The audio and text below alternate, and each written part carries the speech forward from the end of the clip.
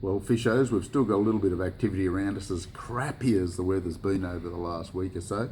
The first couple of days of the week wasn't too bad, then Wednesday turned up poo again. It wasn't real crash hot, but today being what it is, fantastic. It'd be good to be out in the river, but the river's a little bit on the muddy side. A little bit of activity in the way of crays. I'm getting some pretty good reports there, but the fishing, you'll have to revert back to bait, because lure fishing is going to be really difficult for about another week, I'd say. But that's not a real issue, because you'll get plenty of crays without too much trouble at all. I tell you what I have heard though, talking to Mesa, and he says from Albury down to Mulwala in the Murray, an unbelievable amount of crays. It's the best they've seen it for many, many, many years. So I suppose everybody now will go for a rush down there and clean them all out. But in saying that, they are getting bucket loads, and it's really good, and some good sized ones, a lot of good crays. Haven't heard much in the way of fishing down the river down there. Hume Weir's a little bit on the dead side. Dartmouth's still okay, still pretty happy with it. The old drift cast method's definitely going to be the hot system down there, without a doubt.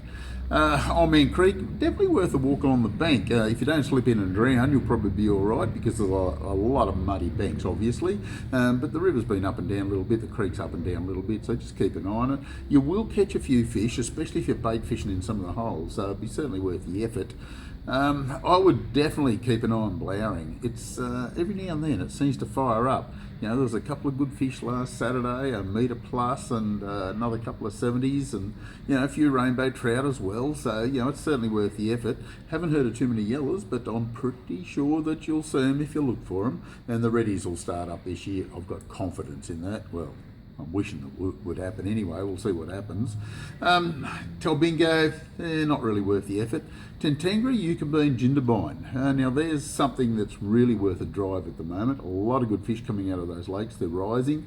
They're fishing well. If you want an in-depth report on them, give us a tingle at the shop, obviously, here, and we'll go into it in depth. But they're getting plenty out of it. Bait fishing off the bank has been very, very good. Tentangri is rising very quickly, so bait fishing is excellent there. Also trolling. I don't think I'd camp in there overnight though. I'd be very tempted to camp somewhere else, obviously. Don't forget all the streams are closed. Any of that you just can't remember that. If you get caught fishing in the streams, you'll get booked. That's all there is to it. Burrinjuck, a few reports of yellow still coming out of it. Some blokes have kept a few frozen shrimp over the summer months, and they are getting a few on shrimp just around the timber, but little yabbies will do just as good a job, I can assure you of that. As you can see, we've got enough activity around us to keep you excited, but you've got to be pretty brave to be out there in some of the conditions we've had over the last week or so. So good luck to you anyway. Well, this is the Complete Anglers Fishing Report for this week. We'll catch you next week.